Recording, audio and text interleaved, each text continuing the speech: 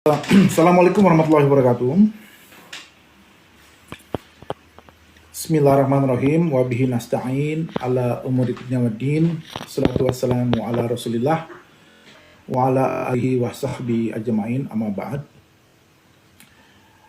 Kita akan sama-sama mengaji tafsir surat Al-Fath, surat ke-48, ayat pertama sampai dengan ayat ke-6.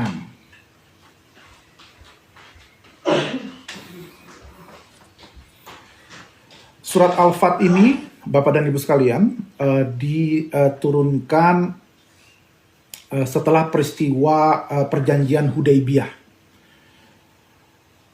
Tergolong ke dalam kelompok ayat Madaniyah. Ini disepakati oleh para ulama. Ayat Madaniyah itu maksudnya adalah ayat-ayat yang turun setelah peristiwa hijrah. Meskipun turunnya ayatnya ini sendiri adalah bukan di kota Madinah.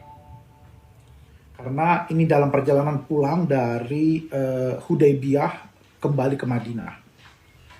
Dan turunnya itu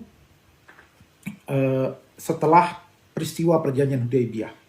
Jadi kalau kita baca ayatnya, A'udzubillahi minasyaitonirrajim, Bismillahirrahmanirrahim. Inna fatahna laka fatham mubina liyaghfira lakallahu ma taqaddama min dzambik wa ma ta'akhkhara wa yutimma ni'matahu 'alaika wa yahdiyaka siratan mustaqima. Sesungguhnya kami telah memberikan kepadamu kemenangan yang nyata, supaya Allah memberi ampunan kepadamu terhadap dosamu yang telah lalu dan akan datang, serta menyempurnakan nikmatnya atasmu dan memimpin kamu kepada jalan yang lurus. Wa yansurakallahu nasran aziza, dan supaya Allah menolongmu dengan pertolongan yang kuat. Walladzi anzala sakinata fi qulubil mu'minina liyazdadu imanan ma'a imanihim. Dialah yang telah menurunkan ketenangan ke dalam hati orang-orang mukmin, supaya keimanan mereka bertambah di samping keimanan yang telah ada. Walillahi junudus samawati wal ard wa kanallahu aliman hakima. Dan kepunyaan Allah lah tentara langit dan bumi, dan adalah Allah maha mengetahui lagi maha bijaksana. Ayat kelima, yudkhilal mu'minina wal mu'minati jannatin tajri min tahtihal anharu khalidina fiha wa yukaffiru anhum sayiatihim wa kana dzalika indallahi fawzan azima.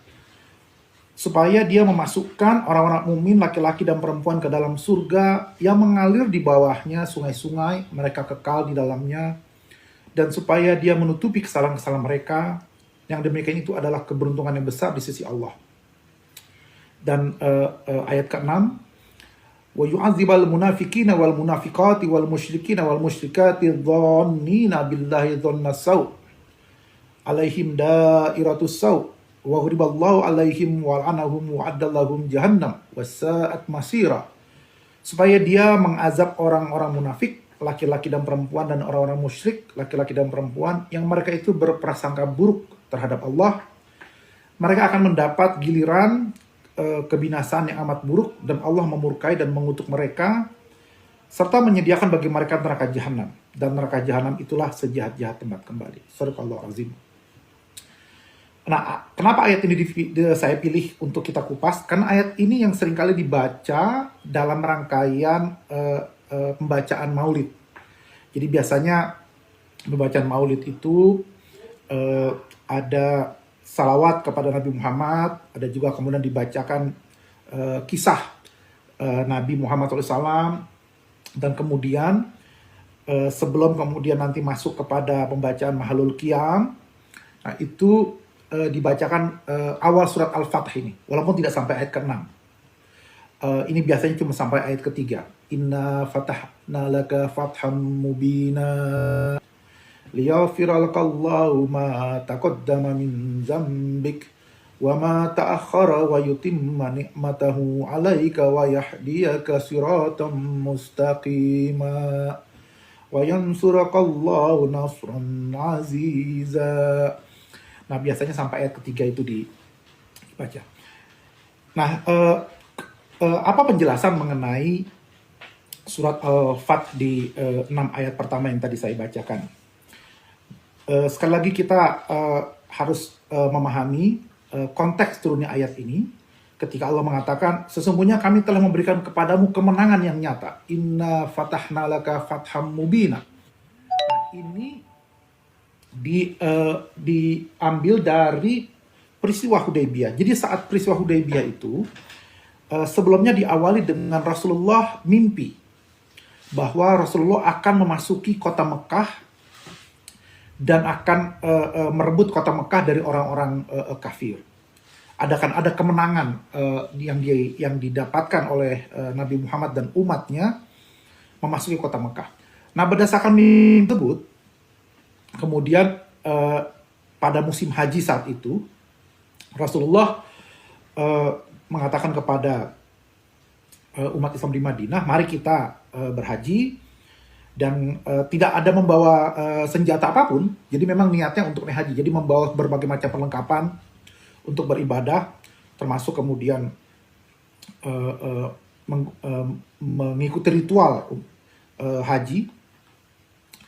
Nah, sampai di daerah namanya Hudaybiyah itu,